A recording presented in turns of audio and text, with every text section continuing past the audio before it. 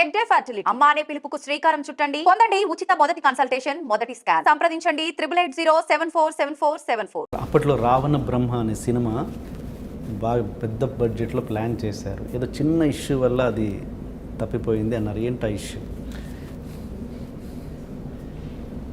అది నేను చెప్పలేను. ఆ స్క్రిప్ట్ ఇంకా రెడీగానే ఉంది. ఓకే. ఆ ఇష్యూ ఏంటో, ఎందుకంటే అప్పుడు వచ్చిన ప్రొడ్యూసర్స్కి ఒక కండిషన్ ఉండింది. ఆ కండిషను గ్యారంటీ అయ్యే కండిషన్ కాదు. ఓకే. నాకు రిలేషన్షిప్ స్పాయిల్ అయిపోయే కండిషన్స్. ఓకే. అప్పుడు నేను చాలా దగ్గరికి వెళ్ళాను. యువన్ శంకర్ రాజాని మ్యూజిక్ చేయమని అడిగాను, సూర్యాని వెళ్ళి రాముడిగా యాక్ట్ చేయమని అడిగాను. అన్నీ జరిగాయి. Everything was that. US Hollywood నుంచి ప్రీ విజువలైజేషన్ ఆర్టిస్ట్ని, విఎఫ్ఎక్స్ సూపర్వైజర్స్ అందరూ వచ్చారు. రాఘవేంద్ర అంకుల్ని కలిశారు. ఫైనాన్స్ సెట్ అయింది, అంతా రెడీ అయింది. ఓకే. ఒక్క రీజన్ వల్ల నేను చేయలే. ఎందుకంటే ఆ రీజన్ చెప్పుంటే నాకు ప్రాజెక్ట్ సెట్ అయ్యేది కాదు. నాకు రిలేషన్షిప్స్ ముఖ్యం.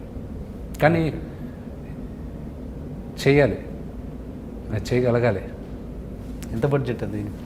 ఆ రోజుల్లో మేము వేసింది 2010లో నేను వేసిన బడ్జెట్ అప్పుడు 45 కోట్లు. ఆ రోజుల్లో that was a very high budget. ఇప్పుడు ఇంకా కొంచెం స్మార్ట్గా చేస్తే ఒక 100 లోపల తీయచ్చు. అంటే ఇప్పుడు విష్ణు మీద అంత బడ్జెట్ వర్కౌట్ అవుతుందా సీరియస్లీ? రావణ బ్రహ్మ నా పైన కాదు, నాన్నగారి పైన. నాన్నగారు అంటే ఆఫ్ కోర్స్ ఆ సబ్జెక్ట్ ఈజీగా వర్కౌట్ అయిపోతుంది. దట్ మూవీ విల్ ఈజీలీ, దానికి saleable value with the right director it will automatically set. Okay. And what about Bhakta Kannappa? Bhakta Kannappa అది నేను 6 monthsలో అయినా లేకపోతే 1.5 yearలో అయినా ఈశ్వరుడి దయతో I will start the movie. That is going to be. మా నాన్నగారు ఇచ్చిన బడ్జెట్ వచ్చి 60-70లో ఫినిష్ చేయండి రా అన్నాడు. మేము ఇప్పుడు ప్రీ ప్రొడక్షన్, ఇప్పుడు ఆ సినిమా గురించి మాట్లాడేవాడిని కాదు. నాన్నగారు మొన్న మహాశివరాత్రి రోజున మాట్లాడారు కాబట్టి మాట్లాడుతున్నాను. కానీ మాకు ఫైనల్గా వచ్చిన బడ్జెట్ వచ్చి it's rounding up to 92 crores. అది విష్ణు పైన ఈరోజు వర్కౌట్ అవ్వదు. అందుకే అది ఎప్పుడు స్టార్ట్ చేస్తానో మోసగల తర్వాత చెప్పగలను. దాని రిజల్ట్ బట్టి అది ఎట్లా సూపర్ హిట్ అవుతుంది అంటున్నారు కదా? ఇన్షాల్లా, definitely by the grace of God. మీ నోటు వాకు దేవుడు చెవుల దాకా వెళ్ళాలి. ఏంటి ఆ సినిమా మీద అంత నమ్మకం? భక్త కన్నా మోసగాలిపోయిన సబ్జెక్ట్ అలాంటిది. ఇట్స్ హౌ ప్రతి సినిమాకి ప్రతి హీరో ప్రతి డైరెక్టర్ చెప్పే మాటే కదా ఇది. Everything we all believe in that. ఆ కథను నమ్ముకొని దిగాం మేము. నేను కాస్ట్ని నమ్ముకొని దిగల, క్రూని నమ్ముకొని దిగట్లా. ఇట్స్ ఓన్లీ బికాజ్ స్టోరీ అది కొత్తగా ఉంది ఇప్పుడు చూపించే దాంట్లో. And it's based on true incident. Okay. True incident పైన ఒక బ్రదర్ సిస్టర్ కలిసి 2700 కోట్లు స్కామ్ చేశారు. కొన్ని వేల కుటుంబాలు సర్వనాశనం అయిపోయాయి అమెరికాలో. ఓకే. కొన్ని వేల కుటుంబాలు. ఓకే. అది ఎలాగ ఇండియన్ గవర్నమెంట్ రియాక్ట్ చేయలేని సిచ్యువేషన్ ఏంటి, అమెరికా గవర్నమెంట్ ఎందుకు రియాక్ట్ అవ్వలేదు, ఇవన్నీ కథకు ఫార్మ్ అవుతాయి. ఓకే.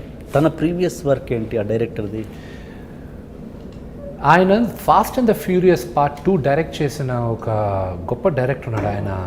ఆయన ఈ సినిమాకి ఇంగ్లీష్ వర్షన్కి ఎగ్జిక్యూటివ్ ప్రొడ్యూసర్గా కూడా ఉన్నాడు. ఆయన పేరు జాన్ సింగిల్టన్. ఓకే. ఆయన నా మంచి స్నేహితుడు. ఆయన he was the first African American to be nominated for Oscars Hustle and Flow మూవీతో. షాఫ్ట్ అని చాలా పెద్ద పెద్ద సినిమాలు తీశాడు ఆయన. ఆయన్ని నేను ఈ కథ అంతా రెడీ అయిన తర్వాత, జాన్ నాకు ఒక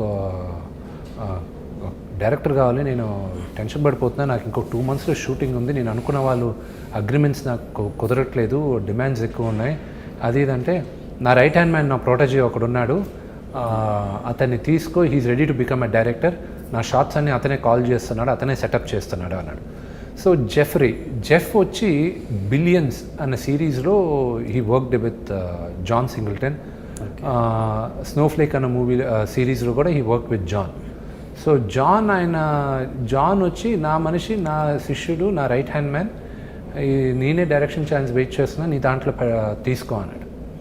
so and he came on board, executive ప్రొడ్యూసర్గా జాన్ వచ్చాడు. కరెక్ట్గా షూటింగ్ స్టార్ట్ అయ్యే ఒక 10 days ముందు హార్ట్ అటాక్తో పోయారు ఆయన. So it was a big loss for us. Great director, fantastic director. ఇంతకుముందు ఆచార్య అమెరికా యాత్ర అన్నారు కదా, అది పోద్దని ముందే తెలుసు అని అన్నారు చాలా కాన్ఫిడెంట్గా.